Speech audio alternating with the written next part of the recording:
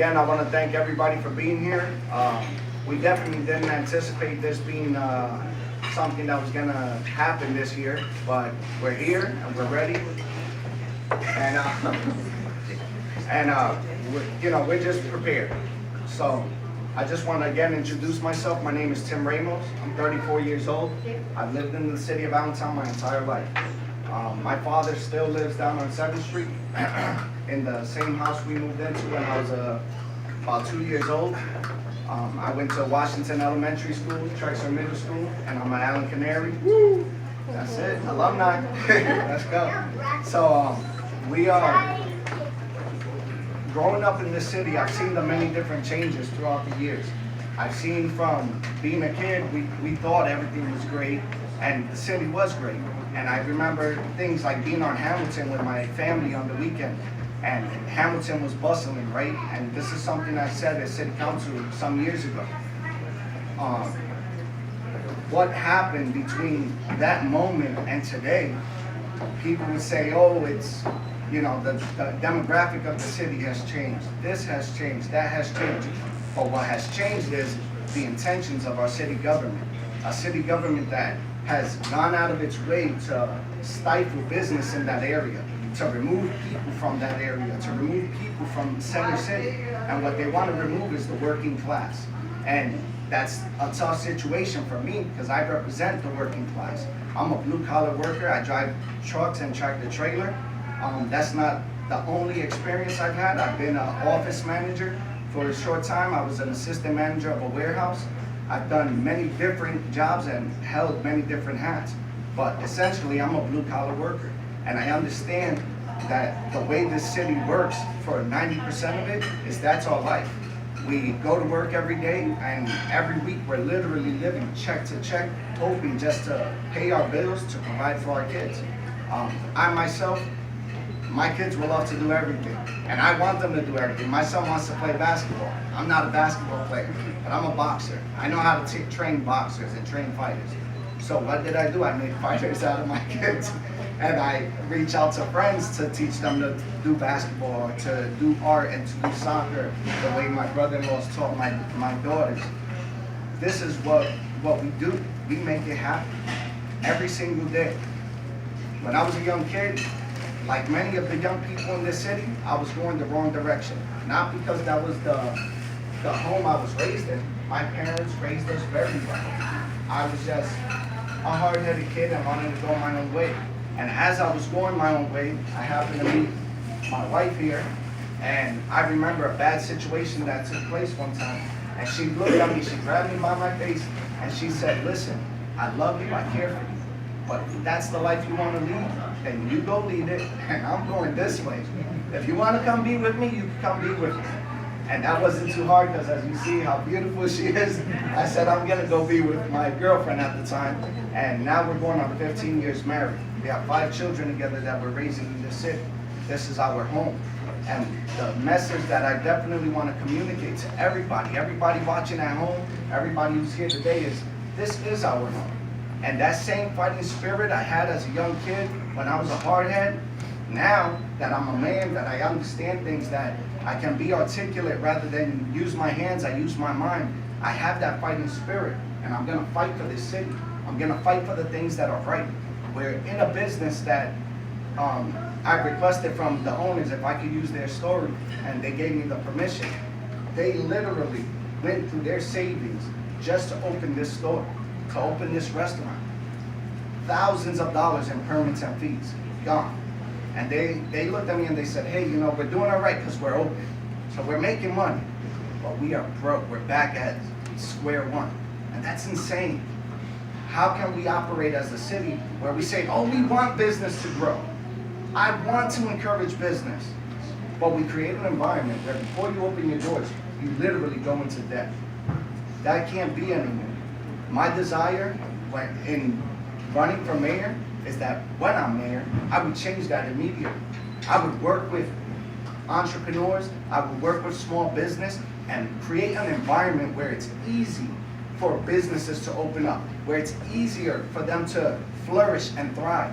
Because see, I don't want you to come to the city of Allentown, let's say you got $40,000, $50,000, and you're gonna go broke just to live your dream. That doesn't make any sense. I want to live a dream. Let me spend all my money. It takes money to make money, yes. But you shouldn't be going into the poorhouse, so to speak, just to try and live your dream. That just, it can't be.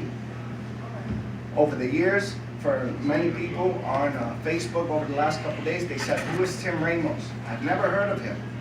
Well, while you've never heard of me, I've spent the last 10 years going to city council meetings, going every now and then to the county commissioners meeting, going to a school board meeting or two. And I've spoken out for our community. When the city wanted to do the NIS project, I wasn't against the NIS project, I wasn't against the arena. The original plan for the arena, many people forget, was to be down on the riverfront. And then suddenly they changed that plan. And then it wasn't a plan to just open an arena, but a plan to eminent domain properties. I have a problem with that. I believe in freedom.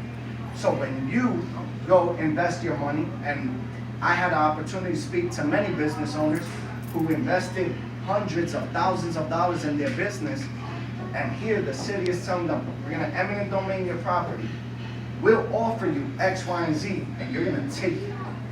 And that's just the way it's gonna be. I know of one business who's thrived since that situation. That business is the one. And it's because they moved down to 7th Street, and all they did was move closer to their customers. So that helped them. But I know of a lot of other businesses who are pushed out.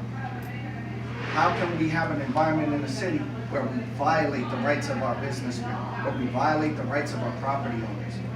It just doesn't work. Back in that time, I remember Ms. Jeanette Eichelwald, she said, I appreciated everything you had to say, because I talked about the city of Allentown being a beacon of light in a dark place. We could be the example, guys, for how to do business, how to conduct responsible government in a way that benefits our people, that we are a blessing to our taxpayers, that we are a blessing to our property owners and our voters. If we're a curse to them, why should they treat us right? Many people don't understand it. We have a sort of transactional relationship, but the transaction is only one way with the city government as it is right now. The people come and they say, we don't want this, and the city council tells them no. The people come and say, we don't want this, and the mayor's office tells them, it's what I say it is. If I were mayor, and I would say when I'm mayor, I would change the way that the city and the mayor, the city council and the mayor work with each other. Something simple as the budget process. Many of us are feeling the effects, or going to feel the effects, of a 27% tax increase. That, for me alone, is a hard pill to swallow. As I already said, I could easily work 72 hours in a week, and I have done that. I've worked 80 hours in a week, and my bosses can vouch for that. And that alone has put me in positions where I've had to reorganize, readjust, because even though I've worked so much, and I may have a good check coming in at the end of the week, that money's going to bills already. I've got things that I've got to pay. I have responsibilities. I have a home. I have a vehicle. I have my kids. I have things that my family needs. So if I were mayor, when I'm mayor, I would change the way the budget process is done. The idea that the mayor could come, pass a budget, the city council votes no, and says they want to table that budget and make some changes, and the mayor waits till 30 seconds before midnight, and I'm gonna push it through anyway. Well, see, exactly. That's not government. That's not a government of the people, by the people. We use those words and we say we have these truths that are evident, right? We live by that. We're forced to swear by something called the Constitution when we accept office. And every day our governing leaders, they violate that oath, and they violate the trust of the people.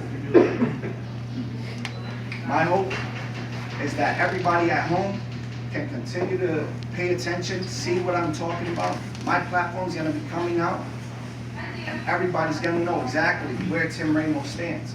And you're gonna see, you can see it already. Because I'm one, a lot of it is on my sleeve.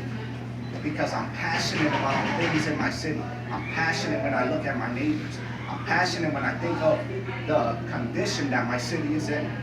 We have a crime issue. But what do we do for crime? We engage the people. That's what we gotta do, guys. But I don't see that constant engagement. They say, oh, we'll create a program. Nobody knows about it. Oh, we'll create an initiative. Nobody knows about it. How can we be active within our community without actually being active? Oh, well, I went to this meeting and I went to this event. 90% of the people in the city of Allentown are not at that event. If you would take that event and go walk down 6th Street, 7th Street, 5th Street, and engage the people of those communities, then you would start to see change.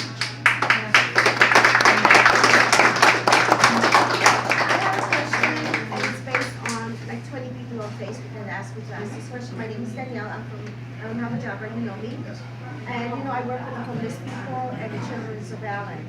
And I know that the homeless issue in Allentown has grown to the point it's becoming ridiculous. So if you go down to the embarkment where the homeless people live, okay, you can see that this shouldn't be happening. Children, your kids' age. So I'd like to know, on behalf of all the people on Facebook that has kind of asked me, what are you going to do about that? What is your answer to the homeless issue that's really is going to become more severe? Well, I definitely have a plan that I've actually been working on, me and my brother and I, for, would you say, about 3-4 years now, maybe longer. Something we've been researching, and again, that'll come out with the platform, but definitely we're going to address that. And there's some very simple things. Again, we talk about programs and initiatives that are already in effect. So part of something that I feel is a problem is you have the city doing initiatives and programs that the county and the state are already doing. But what they're not doing is bring that money to the people directly. So we have, again, that red tape that stops that from happening. So what we have to do as a community first is be able to address that issue where we're saying, okay, this person here, we're going to get you right to this door and bring the people to answer and serve those people in those communities and begin to answer what they're dealing with.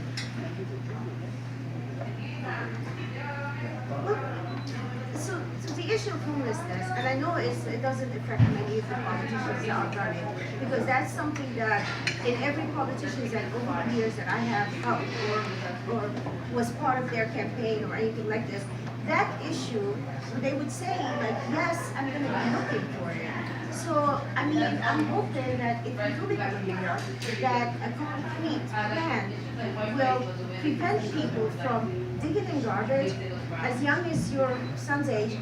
And right on 4th and Tillman, actually, and I have a video of that, a young kid was digging in garbage. This is the United States.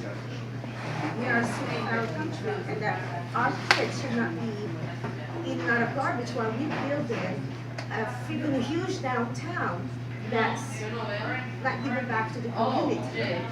So I'm hoping, I mean, I know that this just is a really tough question. It's tough for a lot of politicians because it's really hard for anybody to come up with a concrete answer or a plan to help the homeless because it's immediately forgotten once you take office. Well, again, just for the things that we've been working on, and like I said, you know my brother and you know me, and you know that when we say we're working on something, that you already know. I do. You know. I do. But I would say the problem with those programs and the way that money's being allocated is because it's not being allocated in an effective manner, like I said, that gets to those people. And when I say gets to those people, I don't mean just giving someone a couple dollars and saying, okay, go figure it out. No, there's an effective way that we can use those dollars, because it's millions of dollars. But how can we use that money to get those people out of that situation? With those people have no choice. Because if they go to the city for help, okay, it's a catch-22. The kids are taken away from them. And so there has to be a lot of reforms when it comes to families with kids. Right now, I know a family that's living on, I think it's on 15th and something like that. A family of 4, 2 kids that run around to 11 o'clock at night into the streets, and they're homeless, they're living out of their car. And I have been trying so hard, but if we go to the city, they get separated. And I think that's a really serious issue in Allentown that no one's ever addressed it. No one. Tim, a question that's been asked on Facebook is, what are, right now, as you launch your campaign today, what are your top 3 priorities if you're elected as mayor? Well, because of the condition that we're in right now, I'm gonna be focused on our taxes, because that 27%, that didn't need to happen. And so I'm gonna definitely be focused on ways to roll that back. I already have many ideas that we've worked on and that we investigated and researched. So the money is there, guys. The ability to roll this tax back is there. So we're definitely gonna be doing that. And I can easily say, I can promise that, because it's effective government, effective use of our tax dollars. So, and that's what it is, reminding the city that it's our dollars. It's not their dollars. They are there to represent us. So one is taxes, one is the issue of transparency. Everybody gets up every couple of years and they say, I'm gonna make the city of Allentown transparent. And what do we see? It's a lie. Well, the people who know me, they know I'm not good for lies. I'm good for telling you, this is what I'm gonna do, and that's exactly what's gonna happen.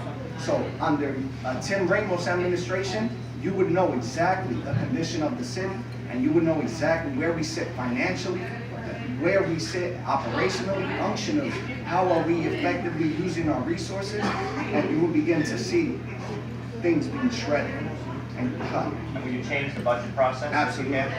Absolutely. I think the timing of the budget is ridiculous.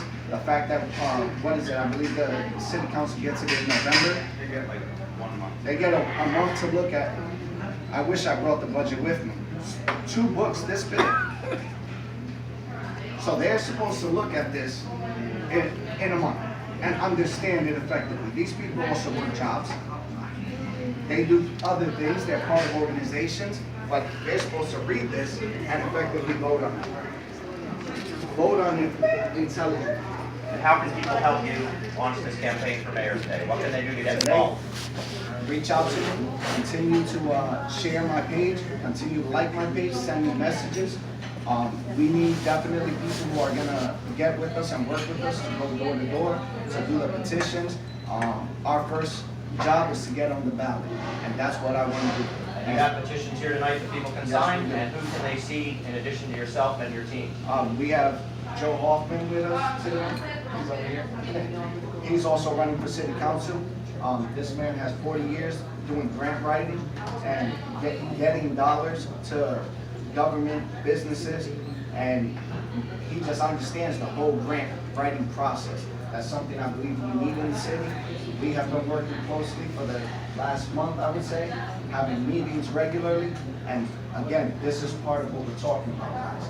We're talking about bringing dollars to the city of Allentown and using the dollars we already have effectively and appropriately. And they can sign up to volunteer here and on your Facebook page. They can message you on your page and sign up on your page. Yes, you can sign up. Of course, we need to run an effective campaign. We need donations and dollars. I need donations in time. I need donations in dollars. And I will meet and more than willing to meet with anybody and everybody. So, And checks should be made payable to Friends of Tim Ramos. Friends of Tim Ramos. Excuse me, Tim. I have a question. As part of the media, I've covered campaigns for 5 years now. And please don't take offense to this, but also I'm speaking as a voter now, okay? Every year, on some level, you hear the candidates, I'm gonna do this, I'm gonna do this, I'm gonna do this. I'm a type of person where, okay, this is what you're saying.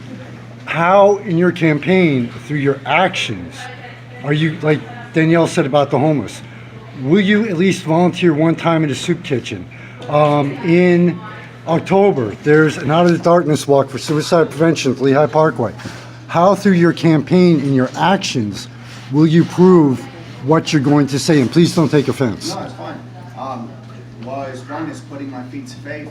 It's putting my money where my mouth is and going out and doing exactly what we're talking about. This is what I just said a minute ago. You're kind of echoing that, which is we have candidates year after year who say that. Oh, I'll do X, Y, and Z for the people of Allentown. I'm gonna represent you, but they're not representing us. They're representing their own interests. And what has that done? That has got us in the condition that we're in today.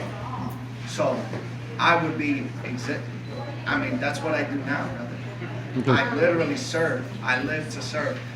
Just to give you some background, I said when I was a young kid, I was a hard-headed kid going nowhere. By the time I was 20 years old, I was active in ministry, and I was active in that ministry for 10 years. Me and my friend Sam Lopez, he's floating around somewhere. We started a ministry called the Holy Underground, where we started as a music ministry doing outreach, and it was Christian-based outreach. That quickly changed, literally within weeks, and became outreach to at-risk teens. These are teens in gangs with drug addiction, with coming from abused homes.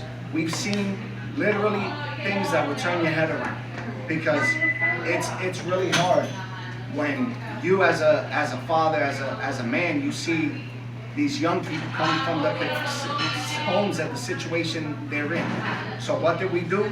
We created plans and messages, and we started doing events where we were addressing these things every week. That turned from just reaching out to young people. Now we were invited, this happened in Reading many times, to events in Reading where it was talking to grown men who were dealing with drug addiction. And we started doing that consistently. And we've seen the fruit of our labor. I can literally go and if I started calling the young men that I had enabled and empowered over the years, and every one of them would say, yeah, had he not been here, I wouldn't be here. Had him and Sam not done the work that they've done, I would be dead, or I would be in jail. We know what it is to take weapons out of the hands of young people, take them to maybe our pastors or someone in the church who kind of deals with that situation, and those people will go and turn those weapons into the police. We know what it is to deal with suicide prevention. Again, we did youth ministry, which I would say is among the hardest in the church. So we're dealing with young people who left them right.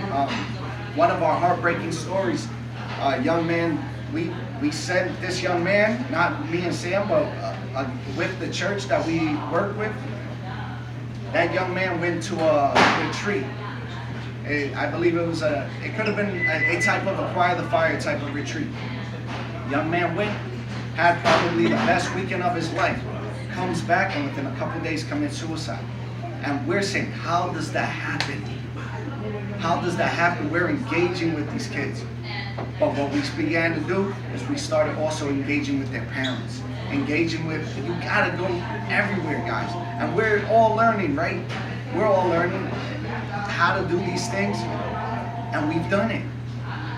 We've done it.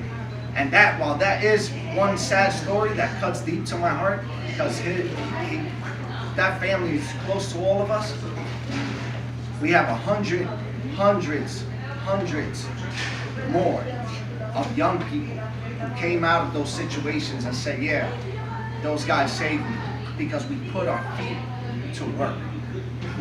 I know what it is to jump out of bed 3, 4 in the morning and go down and stop a situation dangerous from happening. I know what it is to take young people. There was a young man, and this is just to give you a story, there was a young kid who was part of the youth. I was a leader, and he was also part of the events that me and my friend Sam would do. This young man, while having a big family, was put out on the street. He lived in a basement over on 8th and Turner. He was hiding in a basement for over a month. And I was like, what do you mean for a month? And he was like, my family threw me out. Kid was 17, 16 years old. He said, my family threw me out.